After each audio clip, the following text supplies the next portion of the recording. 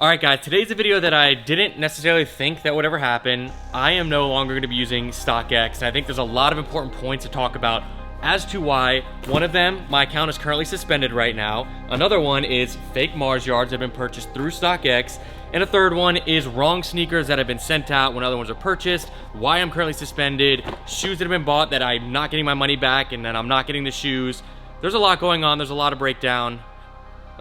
Let's get into it. First things first, I'm gonna go over why I'm currently suspended, why I'm making this video, because there's obviously stuff that's been going on with StockX a lot in the past. There's so many different things that have happened, but now specifically there's stuff that happened to me that I was like, this is my time to kind of tell you guys why I'm not gonna be using them, what other apps you should be using in replacement, and kind of go from there. And hopefully there'll be some change with the app because there are a lot of things that should be happening. So first off, let me say my StockX account is not my name. So anything that's happening with my account, I'm not getting preferential treatment. My name is not attached to it, and that is because ever since they had their data leak where everybody's information got put out there, I closed my original account and I made a brand new account under totally different name, totally different everything, so there's no attachment to me. So my account is the name Lucas, and I won't tell you the last name, but it's under Lucas, so there's no ties to me. So on July 4th, I purchased a pair of sneakers. Now, these sneakers were a pair of Stranger Things Hawking High School. I've had these in the past. I bought them in the past. I wanted a fresh pair. The new season had just come out, and I knew the prices were gonna jump up, so I bought a pair. I paid, after fees and everything, $244. Now, I placed this order on July 4th, 2022, which if you think about that now, that is a month and 20 days ago. So it's been a minute now. How this kind of whole thing went, I bought the shoes shipped, they went out for UPS delivery, they were not able to deliver them at my address, so after multiple attempts, they're sent back to StockX. Now, I am in agreement that once the shoe leaves StockX, it is not their liability for them to go ahead and deal with it. That's UPS at that point, because that happens with me when shipping packages. UPS or USPS loses packages, so I know that it's not them. Now, where the issue lies is once the package is undeliverable by UPS, UPS sends it back to the original sender. So what did I do? I contacted StockX to try to go ahead and rectify the situation and see what's gonna happen. So I emailed them, let me pull up the emails. It's a lot of hoops just to even get in contact with somebody. You go through the app, they send you through a bunch of loops to go ahead and try to talk to somebody. It doesn't happen. You have to go through so many different loops just to show that you can get somebody to talk to. So 2 days after I submitted that, I got an email back.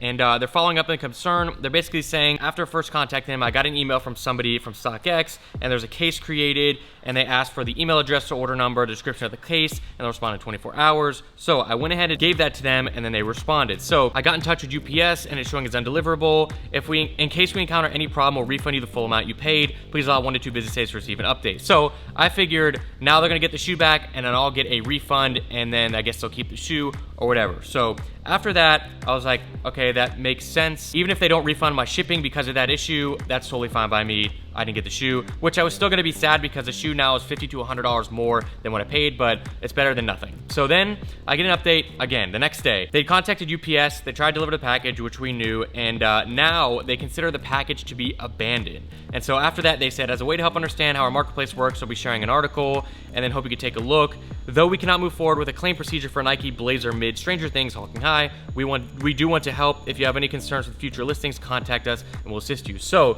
essentially, what I'm taking from that is that they are not going to give me a refund for my package because it's abandoned, and then they are also not going to give me the shoe, because what I did in the email is I offered to pay for shipping again to have it shipped to a different address because it was undeliverable at the first time. And so the package now is considered abandoned, and I have no shoes and no money.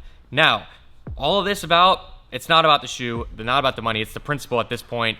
Yes, it sucks to lose $200. I can afford to lose $200, but a lot of people can't who are spending that money. And I'm in this scenario as a normal consumer, and so that's where I can see there's so many people who've had this issue in the past, and there's so many things I can get into. There's things about people sending stuff brand new, getting it back and it being damaged, and them saying that it wasn't damaged, and then they get charged money. There's a lot. So that's currently where I'm at. So I responded to all those emails, and I was trying to figure out the situation. I asked, is this actually what's happening? Am I gonna get no money, no refund? Didn't respond for 10 days. I reached out on Twitter finally. They said they're gonna contact me back. Days go by, no response. So I'm sitting here in the middle of literally getting nothing. So after 10 days goes by of them not responding, me getting 0 responses after reaching out on Twitter, reaching out on email multiple times, I decided to go ahead and file a chargeback with my bank. Now, I think that is a reasonable thing to do because I purchased a product, I did not receive the product, and that would be taken up with UPS, StockX, and everything like that. Once I submitted that chargeback because I didn't get my product, I'm not getting my money back according to them, my account is now suspended because I filed a chargeback. So I currently cannot buy, cannot sell, or do anything on StockX. One of the things that I want to mention is, you guys know how much I buy and sell on StockX. On this account alone, I had an account prior to this one, like I said. This account alone, if I go over to current buying history, I have spent $27,771 on 62 purchases. That is only this account. On my prior account, before the whole hack and everything, I probably spent a good $30,000 to $40,000 on there.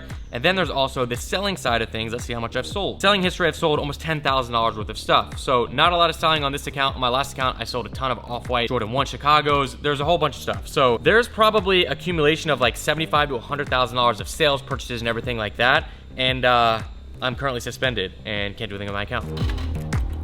All right, guys, we're gonna have some fun talking about the next scenario that happened. So Nick has a friend that purchased a pair of Nike SB Dunk Low mummies. They paid $280 something for this pair of mummies, which is, you know, actually pretty good price for those, but it was a smaller size.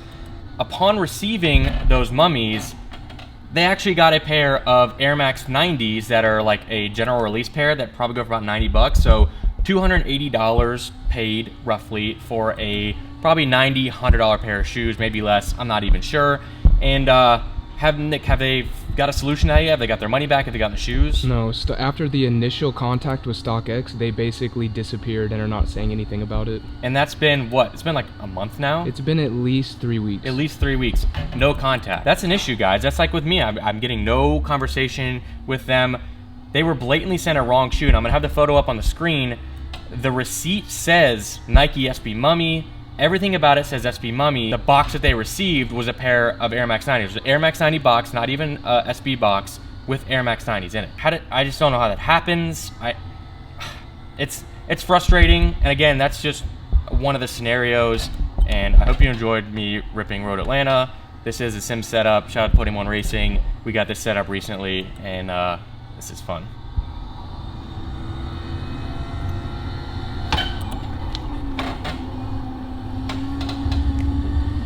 All right, next up, fake sneakers. So a lot of people know about StockX and fake sneakers. Fake sneakers I've gotten through in the past.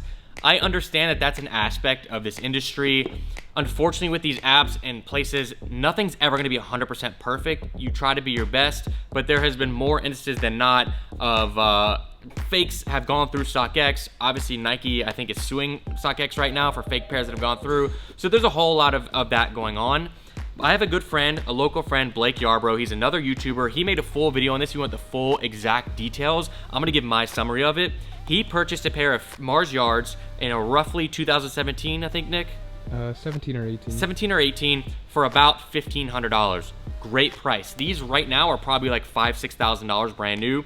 He bought them through StockX, authenticated everything, wore them for 2 years, thinking they were real because they were a good fake, similar to these.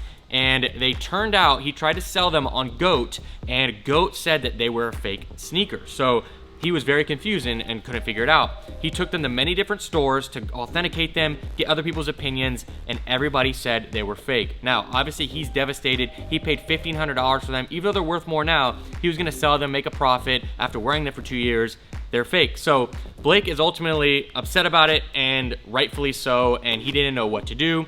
So he made a video on it, and a result of that video, he was able to get a refund from StockX for the original amount that he purchased, and then he was able to buy a new pair himself because he wanted the pair of shoes, but they were over double the price, probably $3,500 at the time. Now, one of the issues with that some people see, which it's hard to look at it that way, is that he made a video on it, so that's why he was able to get justified for the situation, because it was 2 years later. He had tons of proof of him unboxing them when he got them, showing that they're from StockX. Obviously, that's an aspect of it, and do we know if everybody who would go through that situation would get rectified?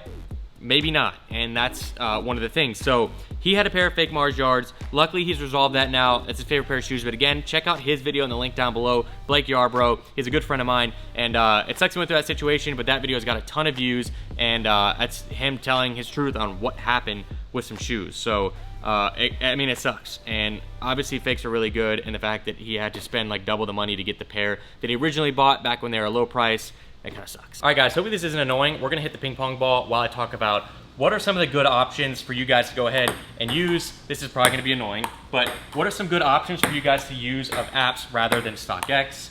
I'm not sure if we're gonna do this that long, so let me just get a couple shots real quick. All right, that's it. So as far as what people are to do as far as buying sneakers, StockX is one of those apps that I use a lot to show pricing, and I think that's kind of like set the market price. But one of the apps that I think is the superior app of all of them, I think eBay is doing really well in the space that they're doing, but when it comes to apps dedicated to it, new and used sneakers, GOAT is honestly the best sneaker app. I think all of us friends, me, Blake, Nick, we use that the most and we trust that the most now.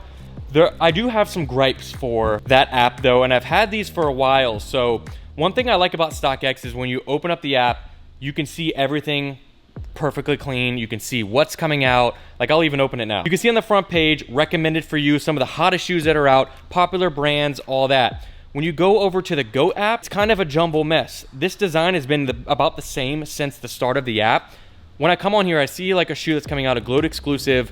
I don't see anything of like what's hot unless I go down, I see just dropped, but there's no pricing information, and it's just kind of confusing. So when I want to search for a shoe, I have to click on the bottom, and let's say I want the Yeezy, 350 Turtle Doves. For the pricing's on the bottom. It works, but it is not as appealing to the eye, in my opinion, as StockX. And I've always had that complaint that it's a lot harder to use as far as like looking for shoes and stuff than StockX itself.